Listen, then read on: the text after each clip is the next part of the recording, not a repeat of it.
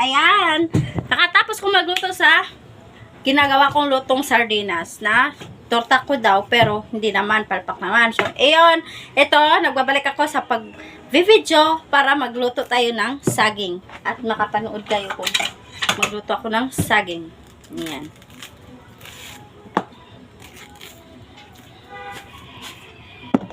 Saging nila. Ay, ano ba to? So, ayan. Magluto tayo ng saging.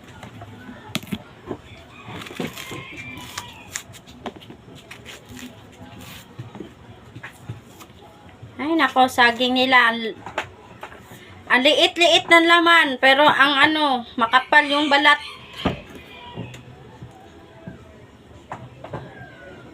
Wala pa naman ano.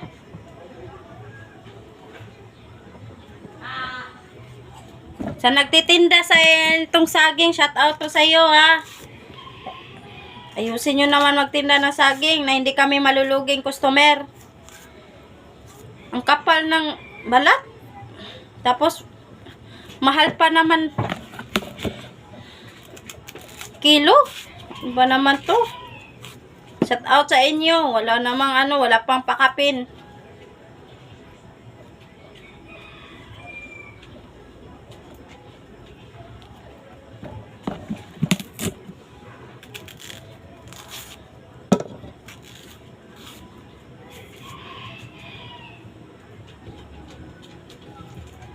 Salang na, magsalang tayo.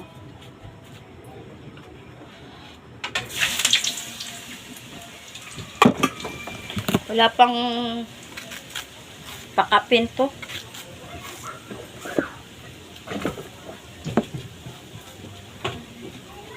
Yore, bawal ka nun, oy. May cornstarch yung ano. Pusa-pusa na lang yun.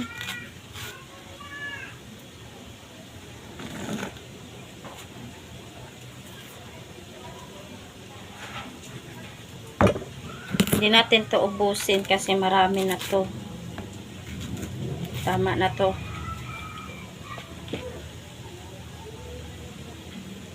Yan.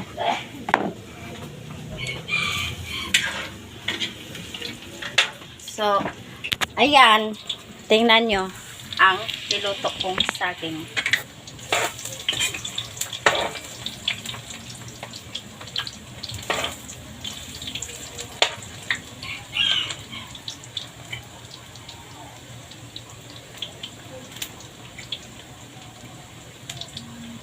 Kadikit siya ah.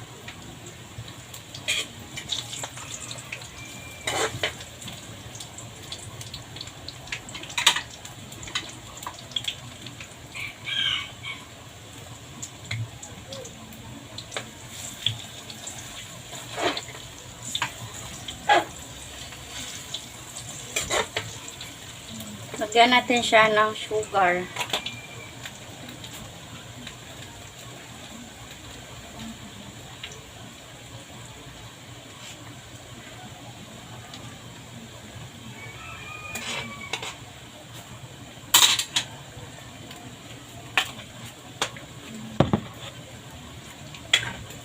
Hanggang maglatik siya.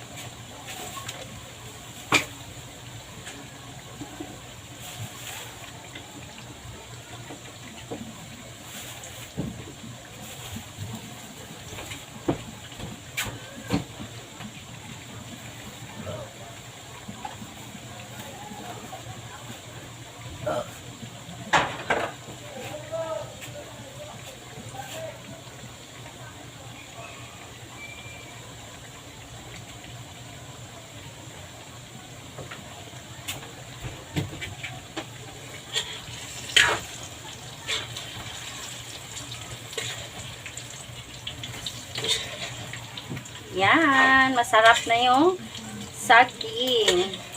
Lagyan ko siya ng sugar para magkalapit siya. Ganito dati yung niluto ko. Tinitinda ko dati. Saging lang daw kakainin na asawa ko. Ayaw na siya magpapadala ng ulam at saka kanin. Tututo pa naman ako ng gulay.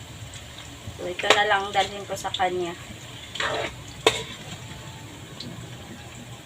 Hindi ko siya nilagyan masyado ng sugar. Hindi ko na lang siya dinamihan kasi makaayaw niya ng maraming sugar. Ayan. Kasi may nagtitinda sa labas ng banana Q. So, inisip ko, buti ako na lang bumili at marami pang makain kaysa isang stick lang. Hindi pa makakain yung asawa ko. Di, ito na lang. Binili ko na lang 50 kilo. Oh, di. Ayan. Marami pang makain. Di ba?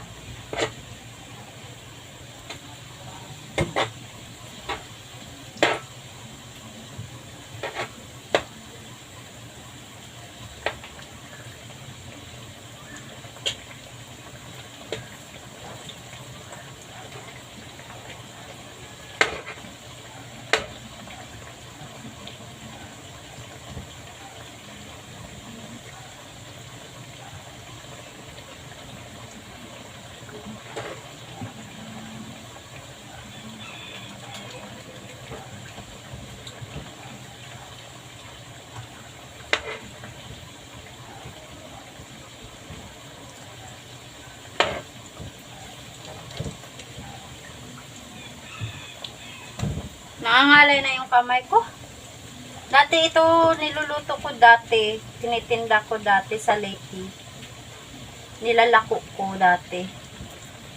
Awa ng Diyos, nakaipon din at nakagrocery. Kaso nga lang, nung kinakasama ko, buisit. Yung kinakasama ko dati, hindi malalago yung pagninegosyo mo kung may kasama ka sa ibang sa bahay nyo na sugarol, bisyoso, diba? Paano malalago yung negosyo mo kung may kasama kang sugarol, diba? So, hindi. Ganito yung luto ko dati. Nagtitinda ako nito kahit ano-ano, mga kanin-kanin, at saka umaangkat pa ako ng mga mga kanin-kanin para lang ititinda ko, ganun. Ulan init, nagtitinda ako. Nagluluto ako, hotcake man yan, o ano man yan. Lahat ginawa ko para lang matustusan yung araw-araw namin na ano. Pero, wala eh. Dahil yung kinakasama ko dati, sugarol eh. May bisyo kasi, kaya, ayun. Hindi talaga kami hindi talaga successful yung namin, pamumuhay namin. Kasi, yun nga, paano naman ma-successful yun eh. Nagbibisyo sa, dati, nagtitinda ako ng ganito, niluto ko ng banana Q, pinaypay, ganun, hot cake, lahat ng klaseng mga kakanin niluto ko. Tapos, umaangkat ako sa ibang tindahan para ilako ko. Pero hanggang sa awa ng Diyos, nakaipon ako nun. At yun, nakapagpuhunan ako sa sari-sari store kunti sa bahay. Ayun, makapamkul ako ng sari-sari store. Yun nga lang, paano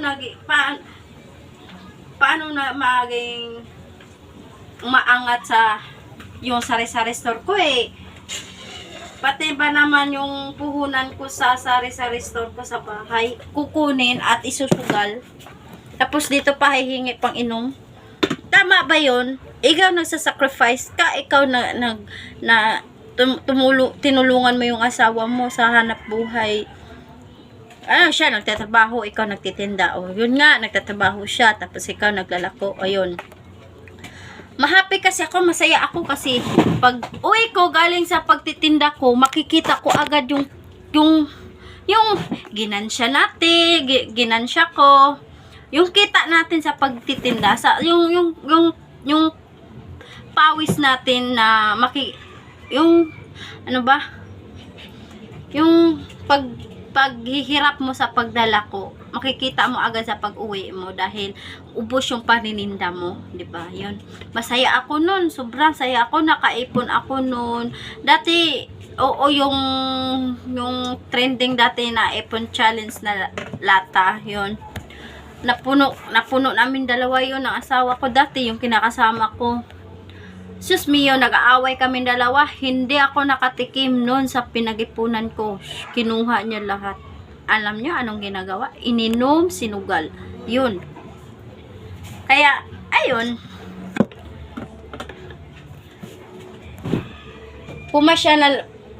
Nagpasya ako na hihiwalayan ko na lang siya.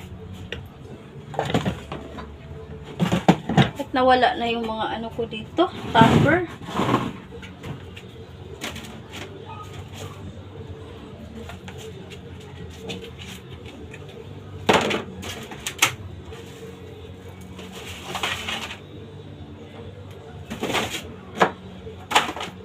Kaya ayun, hinawalayan ko na lang siya, iniwanan ko siya. Una, siya pumunta dito sa Cebu. Tapos, sumunod ako. Yun, nagtatrabaho ako dito, siya walang trabaho.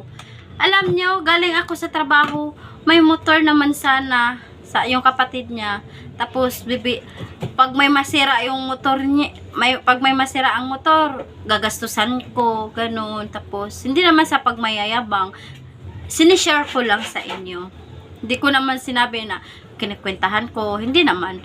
Ang na-inspiration ko lang, na ano ko lang kung anong gali niya. Anong, tapos, galing ako sa trabaho, alas 9 ng gabi, ako uuwi, 2 rides pa, hindi niya ako kukunin. May motor naman, at ako pa naman ang bibili ng gasolina. Ako naman ang magkakarga ng gasolina, hindi naman sila. Ako naman ang magagastos sa gasolina. Diba? Tapos, kung may sira pang motor, gagastusan ko pa. Tapos, yung kinakasama ko dati, wala siyang trabaho dito. Pag uwi ko pa lasing, buti ba yun? Maganda ba yun? Ikaw nagtatrabaho, tapos